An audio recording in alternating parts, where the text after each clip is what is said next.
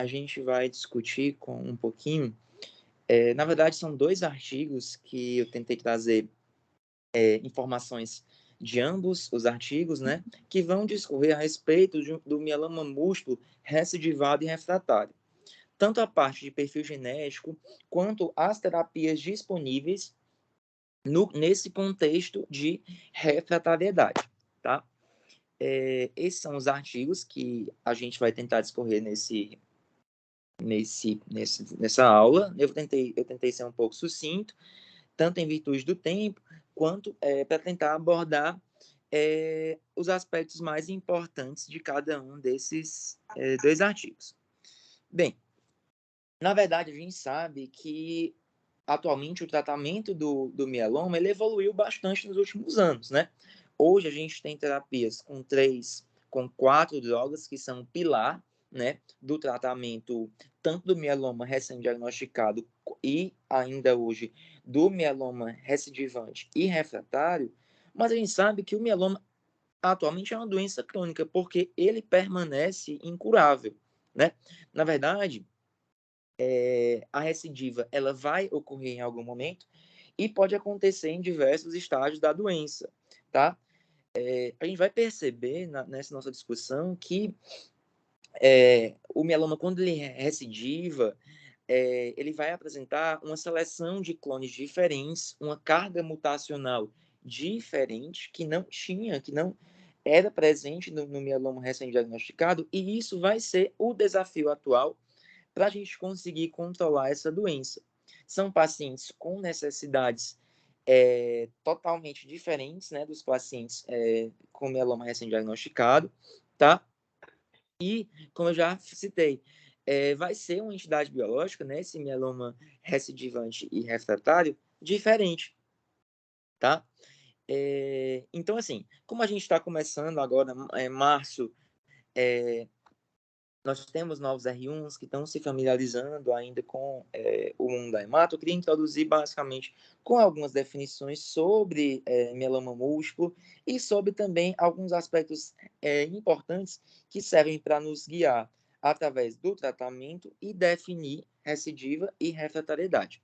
A gente sabe que o mieloma refratário é aquele mieloma que não responde à terapia ou que progrediu dentro de 60 dias do início desse último tratamento, tá? O mieloma múltiplo recidivado é aquele mieloma que foi tratado e esse mieloma teve uma nova progressão, uma progressão de doença, seja clínica, seja laboratorial, enfim, e vai precisar de nova terapia.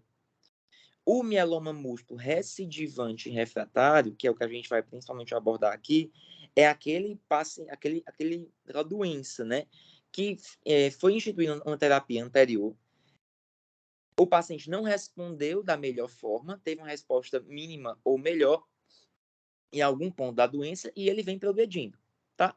E o mieloma refratário primário é aquele paciente que foi instituído no tratamento e ele não obteve resposta mínima ou melhor.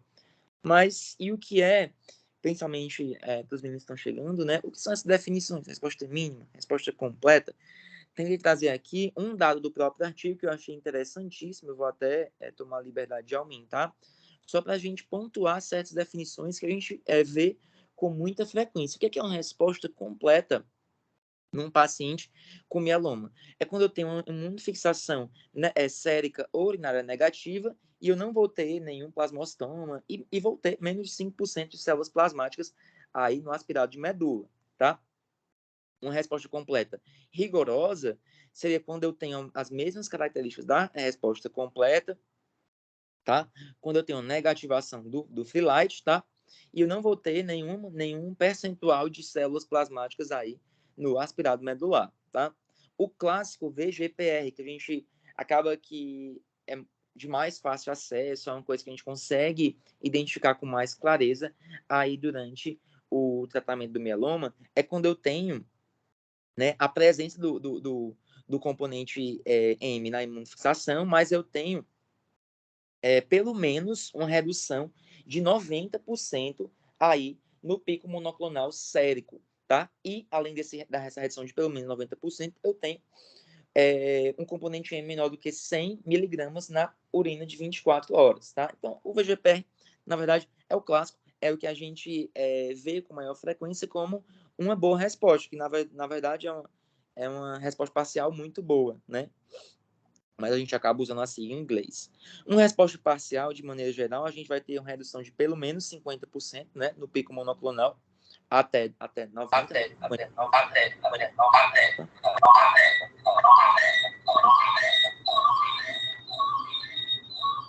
Acho que alguém tá ligado, né? Vamos ver se melhorou. Bem, então, como eu falei, entre 50% e 90% de redução com menos de 200 miligramas de componente M na urina de 24 horas, tá? Uma resposta mínima, de maneira geral, isso sendo um pouco mais prático do que os outros critérios, né? A gente tem uma redução de 25% a 50% do componente M, já na urina tem que ter uma redução entre 50% e 90%, tá? E uma doença estável é quando não preenche o critério, né? Para resposta completa, VGPR, resposta parcial, tá? Resposta mínima, tá? Ou doença em progressão. E a doença em progressão, na verdade, é quando eu tenho um aumento de 25% do mínimo valor confirmado em resposta, né? Seja do componente do pico monoclonal sérico, do pico monoclonal urinário. E aí, claro que quem tiver um pouco mais de tempo pode ler com mais calma, vão ter vários outros critérios que a gente pode dizer que aquele paciente teve uma doença progressiva. Uma recaída clínica, quando, obviamente, eu vou ter sintomas clínicos em um paciente que teve uma remissão, né?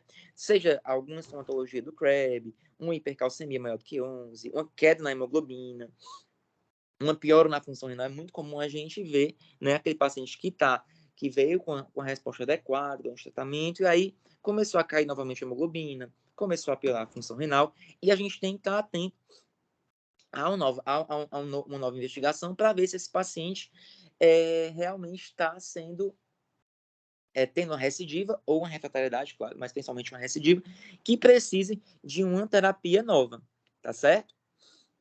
Bem, de forma geral também, a gente sabe que o tratamento do mieloma ele evoluiu nos últimos anos, que hoje o perfil genético é muito importante, não só para o tratamento, mas para estratificar mesmo o risco desse mieloma. Hoje em dia a gente tem FISH para as principais translocações que vão conferir um alto risco, entre elas as que envolvem o gene da cadeia pesada da imunoglobulina.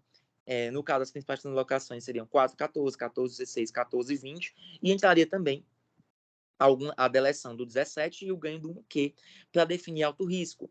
Esse paciente alto risco é um paciente que a gente tem que já vislumbrar o transplante autólogo, tá? O transplante autólogo principalmente como uma forma de consolidação, tá? Então, nesse paciente, a gente vai fazer o quê? Geralmente, no paciente que é elegível a transplante, vai tentar fazer 3 a 6 ciclos e, claro, num cenário que as drogas estão disponíveis, atualmente a gente vai, se possível, né, principalmente no privado, a gente consegue fazer com mais facilidade terapia com 3, 4 drogas, incluindo daratumumab, Velcade, lenalidomida e Dexa, ou Velcade, lenalidomida e Dexa, tá? Seguido de transplante autólogo como consolidação e manutenção com 2 drogas que geralmente acabam sendo lenalidomida e o bortezomib, tá? Se aquele paciente é alto risco, mas não foi elegível ao transplante, eu posso tentar fazer 8 a 12 ciclos de VRD ou DRD, no caso daratumumab com lenalidomida e Dexa, seguido com manutenção de 2 drogas que a gente já conversou, tá?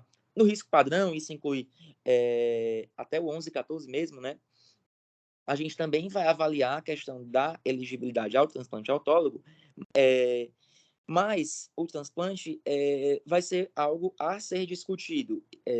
Existe a possibilidade do transplante ser uma terapia mais precoce, como consolidação, e fazer 2 anos de lenalidomida de manutenção, tá? Após 3 a 6 ciclos de VRD, DRD, enfim. Ou até mesmo na prática do SUS, o próprio VCD, tá? Ou uma terapia, uma estratégia que eles chamam de estratégia atrasada, né? Que seria quando o paciente apresenta uma nova recaída, enfim. Onde aí eu vou tentar programar em torno de 8 a 12 ciclos e programar o transplante aí num contexto de progressão, tá? Se o paciente for frágil, entraria muito na mesma forma, tentar fazer as medicações em torno de 8 a 12 ciclos, já que talvez ele não tolere um condicionamento mais intensivo, né? Um falando 200, enfim. Bem, dada essa introdução inicial, a gente, como eu já comecei a falar lá no início da introdução, a gente sabe que, assim, o mieloma múltiplo recidivante e refratário aparenta ser uma nova doença, tá? A instabilidade genômica é muito intensa, os mecanismos de reparo do DNA estão totalmente prejudicados e a carga mutacional que a gente percebe é muito diferente das mutações encontradas nos pacientes com mieloma recém-diagnosticado, tá? Então, como eu coloquei aqui, algumas mutações, isso um dos artigos vai falar, não são vistas de forma rotineira, são vistas de forma bem menos prevalente no mieloma recém-diagnosticado, seja a mutação do BRAF, TP53, MLLT4, NRAS. Então, são mutações que são prevalentes no mieloma múltiplo recidivado e refratário, mas que não são tão presentes no mieloma recém-diagnosticado, que leva a crer que a própria terapia, a própria terapia que nós dispomos hoje, que vão atuar em algumas áreas específicas, são prejudicadas porque as mutações ocorrem geralmente nessas áreas em que as terapias vão atuar, principalmente as medicações que a gente mais usa, né, que seriam inibidores de proteasoma, as próprias drogas imunomoduladoras. E hoje em dia tem um conceito, esse artigo que fala a respeito desse perfil genético fala, né, que é o mieloma múltiplo double hit, que são aqueles pacientes que têm uma mutação, uma inativação, na verdade, bialélica do TP53. Esses pacientes que são considerados double hit, que tem essa mutação, né, essa inativação, vão ter piores cenários aí no mieloma múltiplo recidivante e refratário. Então, além do paciente ser recidivante e refratário, apresentar refratariedade a alguma das terapias, o paciente que é double hit, ele vai ter um pior prognóstico. Em relação a quê? Em relação, principalmente, à sobrevida geral e sobrevida livre de progressão. A gente pode ver nesse gráfico, que é um gráfico presente no artigo interessantíssimo, como a sobrevida livre de progressão é reduzida, né? Principalmente quando eu tenho um evento bialélico e eu comparo, por exemplo, quando eu não tenho esse evento, tá? Isso aqui comparando pacientes com mieloma múltiplo recidivo e refratário. Então, assim, dentre esse nicho, a presença dessa inativação bialélica confere um prognóstico muito pior. Não só na sobrevida livre de progressão, mas a gente pode ver também na sobrevida geral, tá? A redução de meses é muito significativa, tá? Esse outro gráfico ele é um pouco mais complicado de visualizar, né? Dada a presença de informações, mas é mais para vocês terem noção da alta carga mutacional que envolve esse mieloma recidivante refratário. A instabilidade genômica presente no perfil genético que está inserido essa doença, tá? As taxas de variação alélicas, enfim. A instabilidade genômica, como é elevada nesse tipo de situação. Bem, falando agora um pouquinho, de forma mais prática, né, sobre as terapias disponíveis. Eu tenho um paciente com mieloma múltiplo que apresentou refratariedade ou foi refratariedade às terapias até então instituídas e apresentou recidiva. O que é que a gente vai utilizar, né? Na verdade,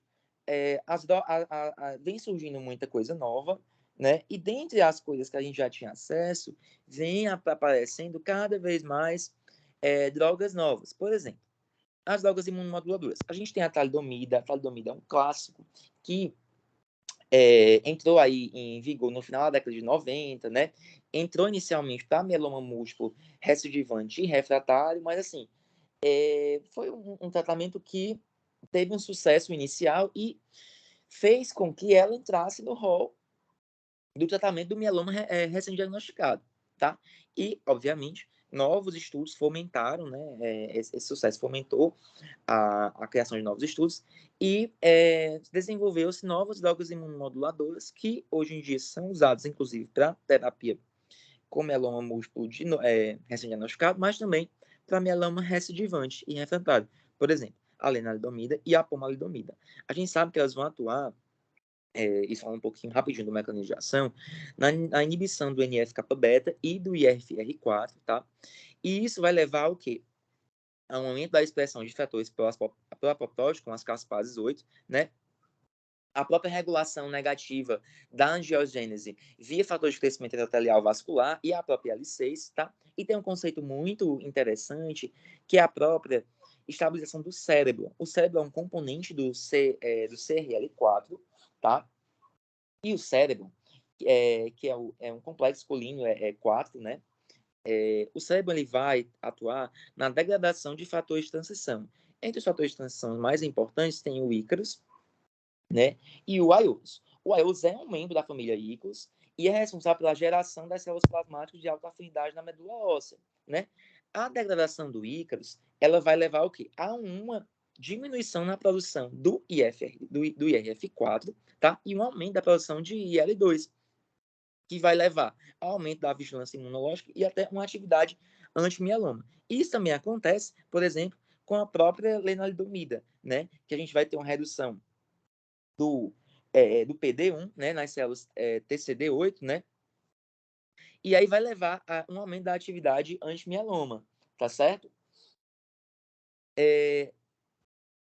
Uma terapia que anda muito junto com os imunomoduladores são os inibidores de proteasoma. A gente conhece o mais clássico, né, o bortezomib, mas atualmente já existem outras terapias, inclusive a gente vai falar dos benefícios dessas terapias novas, que são os inibidores de proteasoma de segunda e de terceira geração, como o carfilzomib e o ixazomib, respectivamente, tá?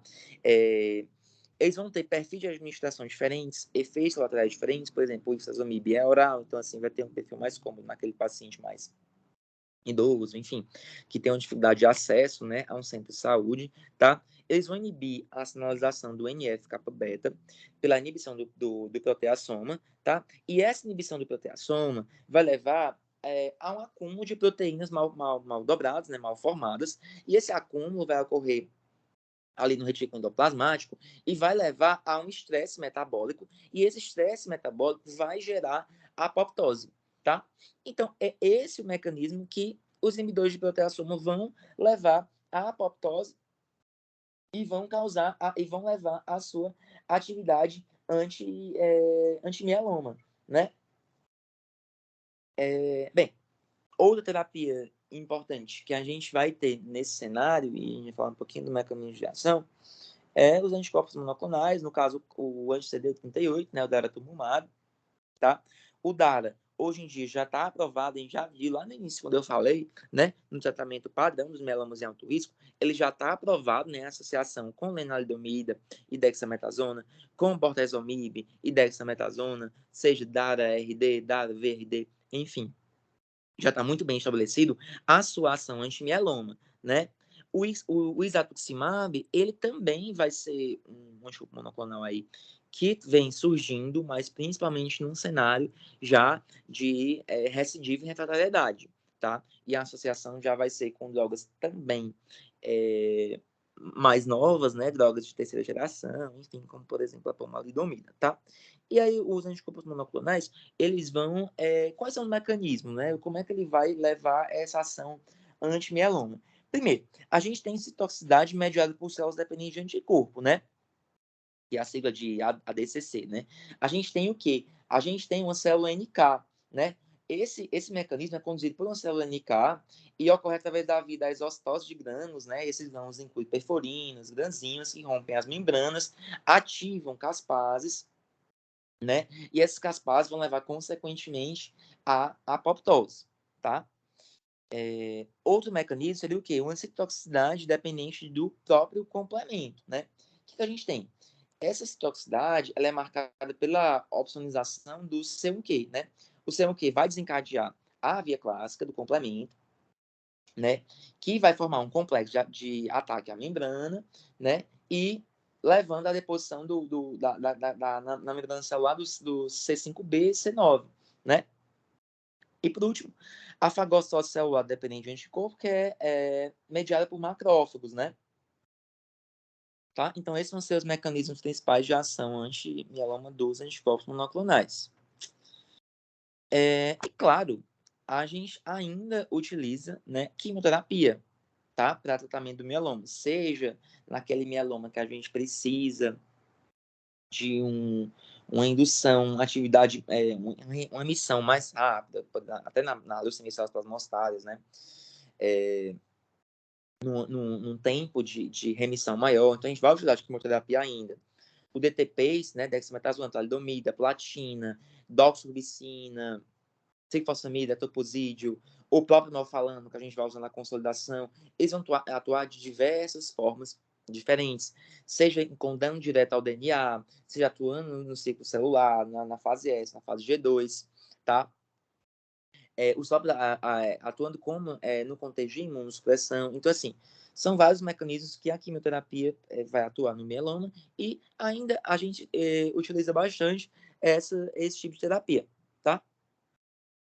Outra opção que a gente vai utilizar vai ser o venetoclax, né? Que é um inibidor de BCL2, uma proteína anti-apoptótica. Então, assim, quando eu inibo o BCL2, eu tenho ativação de caspase, consequentemente, levando à apoptose. Só que o veneto, a gente vai ver mais para frente no estudo Bellini, ele não vai ter, não se mostrou uma terapia tão eficaz no tocante a mieloma refratário e recidivado. O benefício do venetoclax se mostrou no mieloma múltiplo com translocação do 1114, que confere risco padrão, tá? Importante a gente sempre ressaltar isso. Mas os estudos mostraram, principalmente o estudo Bellini, que a associação de venetoclax com bortezomib dessa, ele, no tocante ao mieloma RR, né, recaído refratário, trouxe mais toxicidade do que um próprio benefício, o que não se observou, por exemplo, no mieloma de risco padrão 11 e 14, certo? Bem, e aí a gente vai ter, uma realidade atual, vigente nos países desenvolvidos, é algo que está vindo aqui para a gente, está vindo para o Ceará nos próximos anos, tem muito a crescer, né? Que é o próprio CAR-T. O CAR-T-cell, ele vai atuar de que forma, né? Eles vão, tudo vai estar muito baseado na interação da célula plasmática maligna, né, com as células T autólogas, né, que são modificadas geneticamente, depois inseridas aí no paciente. O principal sítio de atuação vai ser o antígeno de maturação de células B, que foi abreviado como BCMA, tá? O BCMA, né, é um alvo excelente para inibir. Por quê? Porque ele é preferencialmente expresso em células plasmáticas, tem uma expressão mínima em células tronco e em tecidos hematopoéticos, e o BCMA ele é necessário para a sobrevivência das células plasmáticas na medula, tá? A superexpressão do BCMA, ela é associada à progressão do mieloma, né, por meio de VNF-kappa-beta, né, é associada à sobrevivência dessas células plasmáticas malignas, crescimento e à própria metástase celular. Então, assim, quando eu tenho interação da célula T autóloga, né, com esse antígeno de superfície da célula B, eu vou gerar uma morte celular, tá? Na verdade, uma citotoxicidade mediada por granzina, perforina, levando à ativação de caspase, consequentemente, à apoptose, tá? Então, o CAR-T, a gente vai ver mais para frente também, quando a gente for falar dos estudos, que ele vai ter resultados excelentes em sobrevida livre de progressão, sobrevida geral, justamente por esse mecanismo de afinidade mais específica, tá? E vem surgindo outras terapias, cada dia que passa, né? Por exemplo, a terapia BAS são proteínas recombinantes, contém 2 fragmentos variáveis de cadeia única ligados, né? Que eles vão se ligar simultaneamente a uma célula tumoral e a célula efetora imune, que vão gerar uma sinapse entre esses dois, né? E aí, eles vão atuar também num contexto de morte celular baseado com granzina e perforina, tá? É uma terapia que, particularmente, eu não conhecia tanto, conhecia mais o Carcel, mas também os artigos vêm falando como uma terapia promissora aí para o futuro, um futuro, inclusive, próximo. De forma geral, aqui é uma figura interessantíssima desse artigo, onde eles vão ilustrar tudo o que eu falei, né? Na verdade, por exemplo, os agentes imunomoduladores, a estabilização do cérebro, que vai reduzir a expressão dos fatores de transição, incluindo os fatores da família Ícaros, né? Aqui, por exemplo, né? Que vai diminuir a expressão de FR4, vai levar ao aumento da produção de L2, atuando como mecanismo imunomodulador e levando a uma atividade antimieloma. O próprio venetoclax, na sua inibição do BCL2, né, levando a um mecanismo de apoptótico, né, através da cascata de Caspases, e aqui, por exemplo, o próprio bortezomib, que vai levar, né, à inibição do proteasoma, ao acúmulo dessas proteínas mal dobradas, culminando no estresse celular no retículo endoplasmático, levando à apoptose. O próprio daratumumab, aqui que a gente pode ver aqui no complexo de ataque à membrana, que é atuando pela via clássica do complemento, tá? E aqui dando direto ao DNA das drogas que estão sendo utilizadas aí ainda no tratamento do mieloma.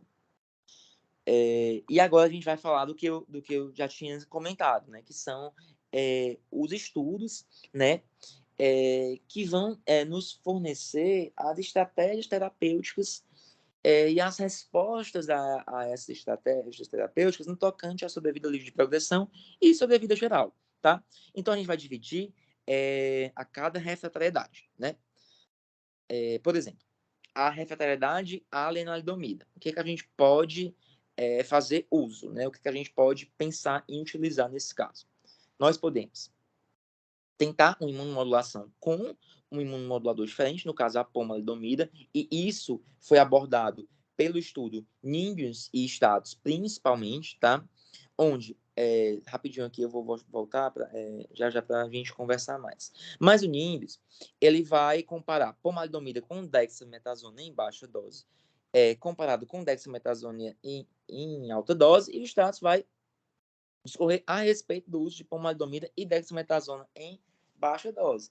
E aí ele vai mostrar, esses dois estudos, que vai ter um aumento, né, com um intervalo de confiança significativo, né, um p-valor significativo, um aumento na sobrevida livre de progressão e também na sobrevida geral, tá? Outra terapia que a gente pode fazer, utilizar, né, seria o uso de anticorpos monoclonais, no caso da daratumumab. O uso foi estudado nos estudos Castor e Kendall, tá?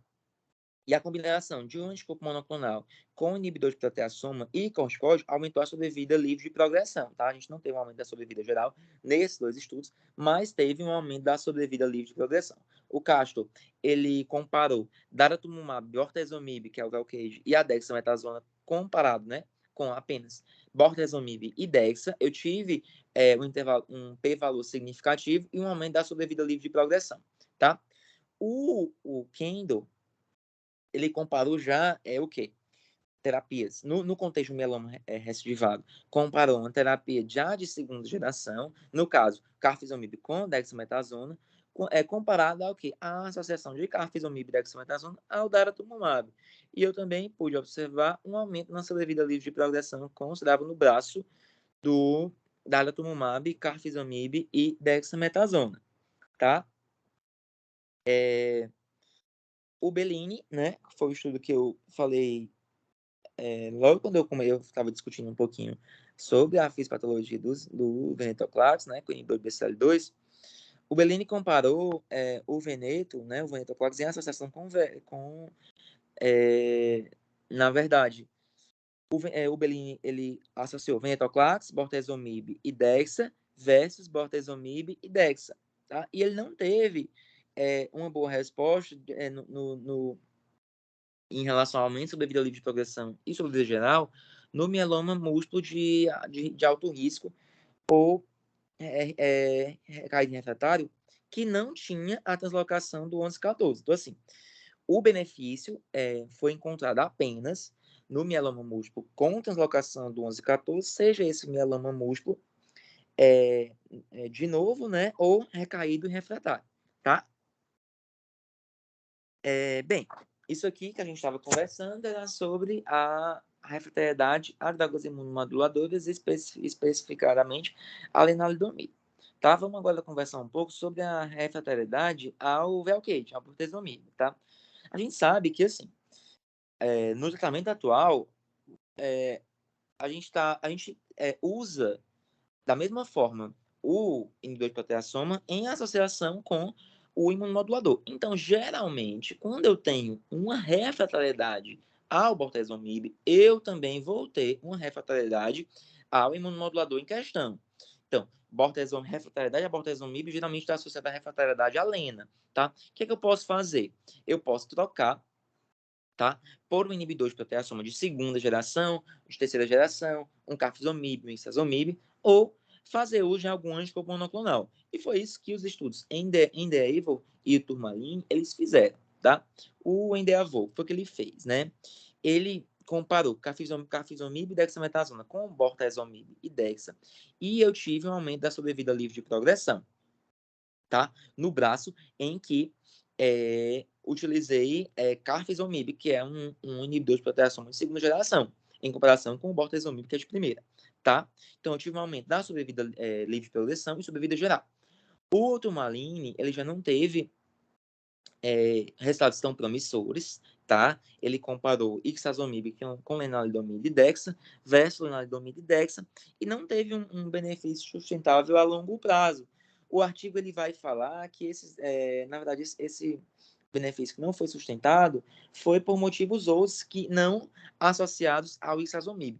E ele fala que não ficou tão claro o motivo, mas acredita que foi devido ao mecanismo de resistência intrínseco às drogas imunomoduladoras e que levaram a essa má resposta. Mas acabou que ele não conseguiu explicar de forma clara o porquê que teve essa diferença de resposta no tocante à sobrevida livre de progressão e sobrevida geral. Bem, recaída e refratariedade ao daratumumab. Aqui já entra um cenário um pouco mais complexo, né? Quando o paciente se apresenta refratariedade, né, em refratariedade ao daratumumab, o artigo ele sugere considerar um novo tratamento com DARA se aquele paciente não fez uso de todos os imunomoduladores disponíveis. Ele pode tentar introduzir um imunomodulador que ele não fez uso, tentar utilizar um inibidor de proteasoma de segunda ou terceira geração, tá? E no caso daqueles pacientes que têm uma recaída precoce, né, após 2 linhas de tratamentos anteriores, é um caso mais complexo, é um caso que o artigo sugere que o paciente adentre em um ensaio clínico, né, ou que faça uma terapia PONT para tentar fazer CAR-T, tá? Por exemplo, a própria QT multimodal é uma opção, né, para aquela doença, uma doença agressiva, que precisa de um controle mais rápido, até como ponte para um carticel, uma ponte para o TMO autólogo, que deve ser feito com a doença mais controlada possível, né, entre do próprio DTPs, tá? Já os pacientes que têm uma recaída tardia, o cenário é um pouco menos sombrio, né? Na verdade, naquela recaída tardia em que os pacientes já foram tratados de forma exaustiva, ele até coloca considerar a associação com benamuxina, seja em associação com o Velcade ou em associação com lenalidomida, tá?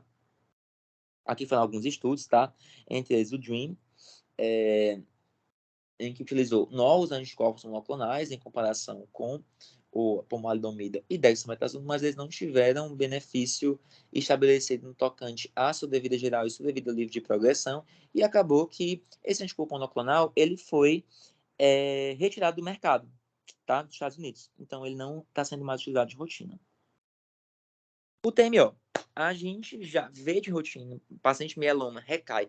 O transplante é uma forma excelente de eu aumentar, né, o período de latência para uma nova recaída, tá? E assim, aqui esse estudo ele vai discorrer a recarga pós-TMO durante terapia de manutenção, tá? Houveram 3 estudos principais, por exemplo. O Determination, ele observou que ocorreu um aumento da sobrevida livre de progressão, principalmente, né? Não teve um aumento da sobrevida geral, mas teve um aumento da PFS.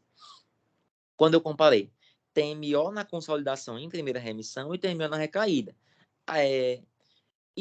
Assim, por esse estudo, né, foi mais interessante, devido ao aumento da sobrevida livre de progressão, fazer um TMO com forma de consolidação para aumentar o tempo de latência, né? Do que fazer um TMO aí na recaída. Mas claro que isso é um cenário que é muito variável. Por quê? Porque tem a preferência individual do paciente, tem paciente que não deseja fazer transplante logo de forma inicial, tem a experiência do serviço, nem todo serviço de hematologia tem um serviço de transplante linkado de forma de fácil acesso. Então, assim, é muito individualizado essa escolha, né? Essa abordagem. Então, assim, tem que avaliar cada caso, né? E de acordo com a experiência do serviço, tá? No tocante à recaída pós-transplante, houveram 2 estudos. O estudo mieloma e o estudo relapse. Foi o que aconteceu. Houve recaída pós-TMO, ele foi reinduzido. E o esquema que eles reinduziram foi Velcade com doxorubicina e dexametasona, tá? E aí, após essa reindução, eles randomizaram. O paciente vai fazer um novo transplante com condicionamento com melfalano, ou aquele paciente foi reinduzido e vai fazer uma terapia de manutenção com ciclofosfamida oral, tá? Nesse estudo, o que a gente observou? A gente observou que na recaída pós-TMO, onde eu tive reindução e condicionamento com melfalano e transplante autólogo, eu tive um aumento da sobrevida geral quando comparado à manutenção isolada com ciclofosfamida oral, tá? Então, esses foram os 2 estudos. A gente pode perceber que teve uma significância no tocante tanto à sobrevida livre de progressão quanto à sobrevida geral. Isso aqui falando principalmente do transplante com manutenção com lenalidomida versus a manutenção com lenalidomida e dex, tá? Isso no relapso. E no mieloma, a manutenção somente com ciclofosfamida oral, certo? E aí as direções futuras, né? O CAR-T, como eu falei, ele vem tendo resultados excelentes, ainda é uma realidade próxima, muito próxima da gente, né? Inclusive, tá? E vem se mostrando resultados promissores, tá? Alguns estudos já vêm sendo feitos utilizando CAR-T, né? Entre eles o estudo KARMA e o estudo CAR-Studio, tá? O KARMA, ele vai introduzir pacientes que tiveram uso prévio de 5 a 9 linhas de tratamento anterior e fez uso do CAR-T, no caso o id-cel, né? E é interessante observar que 1/3 desses pacientes atingiram remissão com resposta completa no tratamento. Isso a gente está falando de um paciente que já fez uso de 5 a 9 linhas de tratamento anterior. Então, 1/3 teve resposta completa e 1/4 deles tiveram DRM negativa, tá? Então, isso são resultados excelentes motivadores, que mostram que, assim, a gente está conseguindo ir à frente, né, do mieloma, né?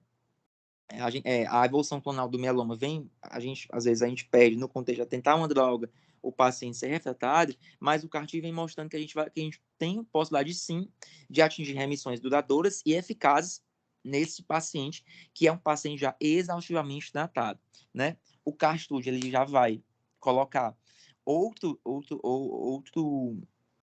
introdução no caso do Citacel, né? E ele vai colocar pacientes com em torno de 6 linhas de tratamento anteriores. E a gente se surpreende, né, com os valores. 82% desses pacientes alcançaram resposta completa rigorosa dentro de 2 a 3 meses, tá?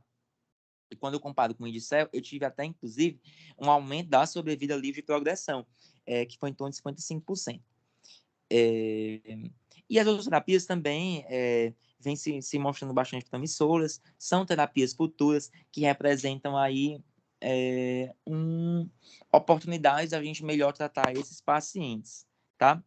Já uma aula extensa, né, uma aula grande que eu queria só concluir que, assim, o mieloma é uma doença crônica, as recaídas, as recidivas vão ocorrer, tá? E a gente precisa entender que os desafios não são só relacionados à sobrevida, mas, assim, é trazer qualidade de vida, é pensar no acesso ao cuidado, que realmente é diferente, né? Aquele paciente que está num centro maior, que está no centro menor, e os próprios custos associados. Então, assim, tem muita coisa surgindo, os resultados são promissores, mas ainda existem muitos desafios que a gente vai batalhar nos próximos anos. Tá? Queria agradecer. Foi uma aula grande, uma aula extensa e complexa, mas espero que tenha sido claro. Obrigado.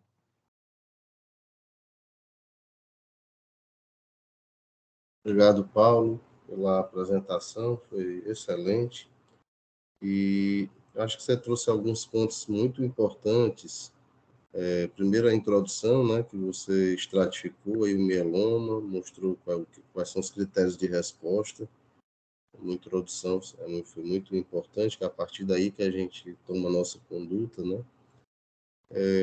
Colocou um tópico que eu acho que é bem interessante, que a gente fala muito pouco, que é a história do mieloma double hit, né? A gente fala muito de linfoma double hit, triple hit, mas de mieloma quase nunca fala, e explicou a associação com a mutação bialérica do TP53. E em termos de refratariedade, primeiro a gente tem que comentar que nós temos uma realidade totalmente distinta no nosso país, né, em termos de acessibilidade, a questão das drogas, né? Acho que esse talvez seja um dos pontos principais. Para nós, o autotransplante, ele é, sem dúvida nenhuma, no SUS, né, uma estratégia muito, muito importante. Idealmente, como você bem colocou, que esse doente vá para o autotransplante após aí o seu tratamento, pelo menos com uma resposta parcial muito boa, que é aquela redução maior do que 90% da paraproteína inicial que ele tinha ao diagnóstico. Então, ou no mínimo uma resposta parcial, mas isso tem inclusive uma correlação com a sobrevida e com a possibilidade de recaída mais precoce.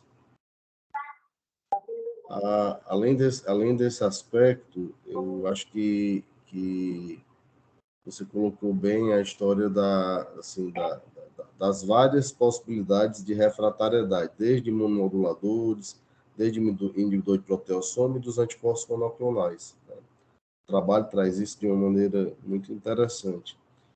E um ponto que você abordou, que eu acho que é talvez um dos mais importantes aí dessa discussão, é que o indivíduo que realiza um transplante autólogo e que recai após transplante autólogo, hoje, como abordagem primeira, seria a terapia com CAR-T-cell.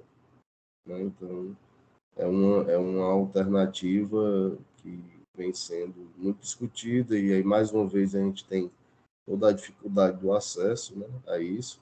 No Brasil, já tem uma droga, né, vamos chamar de droga, mas tem uma terapia já autorizada para tratar mieloma, que é o Carvykti, e é um anticorpo anti-BCMA, né, como você bem colocou. BCMA é um alvo muito importante porque, na verdade, não está expresso nas células normais, está expresso nos plasmócitos, né, nas células plasmáticas, plasmocitárias, quero dizer. E isso muda muito, né, em termos de prognóstico. Né, você colocou, os resultados são muito bons. Né. E aí eu gostaria de pedir ao Hércules que fizesse um comentário, perguntas sobre a sua apresentação. Por favor, Hércules. Oi, professor, bom dia.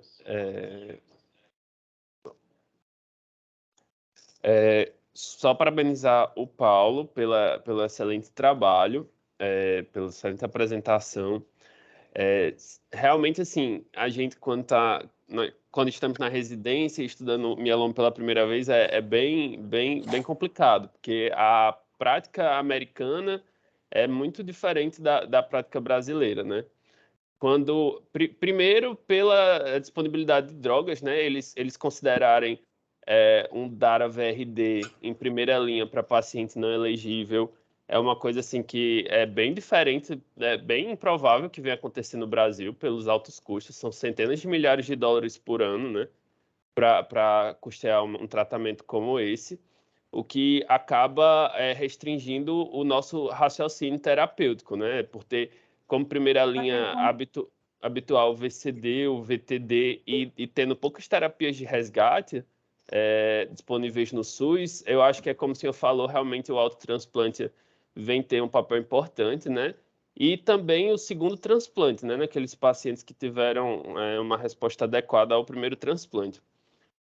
Outra coisa é que vem mudando muito essa terapia. Eu lembro que a primeira vez que eu li, eles colocavam selinexor, belantamab como opções, e que são coisas que ao longo do tempo foi visto que tinha muita toxicidade com uma resposta muito discreta. E acabaram que foram drogas que têm um uso muito restrito, e o belantamab chegou a ser descontinuado, né? A rapidez como isso vem mudando. E, assim, daqui para frente, eu acho que o hot topic, né, do mieloma é o CAR-T e os anticorpos biespecíficos. A gente vai ver como isso vai entrar no cenário americano, no cenário dos países de alta renda, mas no Brasil, a primeira linha, o inibidor de proteasoma acessível para todos os pacientes em primeira linha já foi um avanço e o transplante ele ainda tem um papel, acredito que primordial, né, no tratamento do mieloma na nossa realidade. Obrigado, Hércules. Pegando esse gancho aí do transplante, com certeza, porque, inclusive, até como recidivado refratário, a gente tem feito, se essa recaída é uma recaída após 18 meses, idealmente, do primeiro transplante, a gente tem resgatado os pacientes com o segundo autotransplante. E isso a gente, inclusive, estudou recentemente, né? Estudou de mais de 300 casos, a gente teve 15 segundo transplantes. Um trabalho que o Anax fez, né? Nosso ex-residente acabou de sair. E em termos assim, de opção terapêutica, como você bem colocou, agora acho que de um ano para cá, que a gente de fato teve acesso ao bortezomib para os nossos pacientes.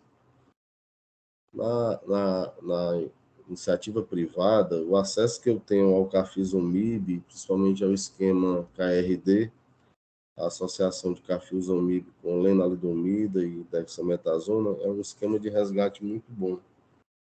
Eu tenho boas experiências com isso. O uso, cada vez mais a gente vê pela patogênese da doença, né? E o Paulo mostrou um pouco isso. É a razão pela qual mais de uma droga é necessária. Então, 4 drogas, se o indivíduo tolera, né? As drogas em termos de toxicidade é uma opção muito interessante, mas de um custo muito elevado. E então eu acho que essa discussão é uma discussão muito importante para nós, né? Na verdade, alguns devem estar se perguntando por que a gente não discute transplante alogênico, né, para mieloma múltiplo, já que tem todas essas possibilidades. Mas o alogênico ele tem uma morbimortalidade muito elevada. Então, a gente não utiliza de maneira rotineira, né?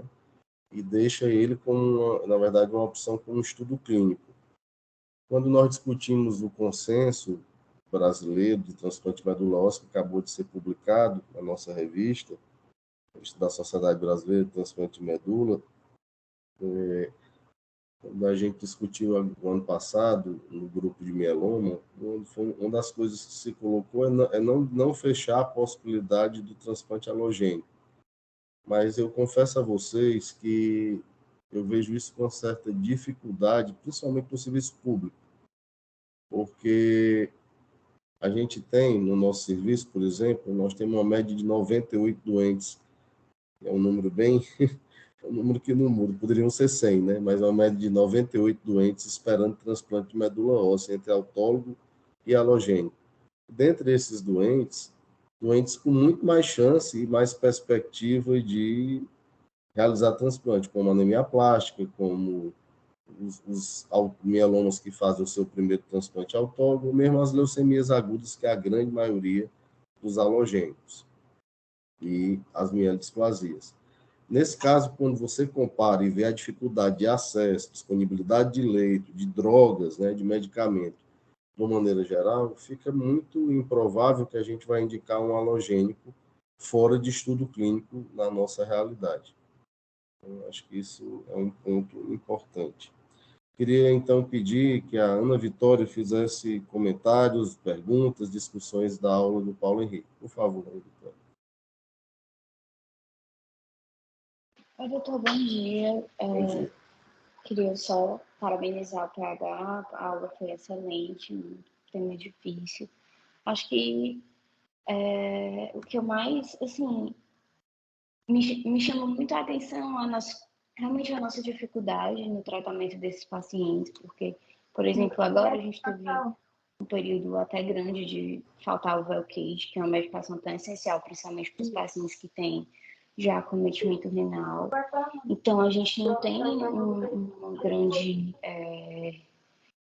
leque para tratar esses pacientes, principalmente recidivados refratários. Além disso, a gente não consegue, às vezes, monitorizar muito bem, porque a gente não tem acesso ao free light. Então, acho que fica aí o aprendizado de como vai ser a nossa vida caso for trabalhar no particular, porque até o momento o DARA a gente só consegue se for judicializado, vai ter até um paciente agora que vai internar para fazer o DARA.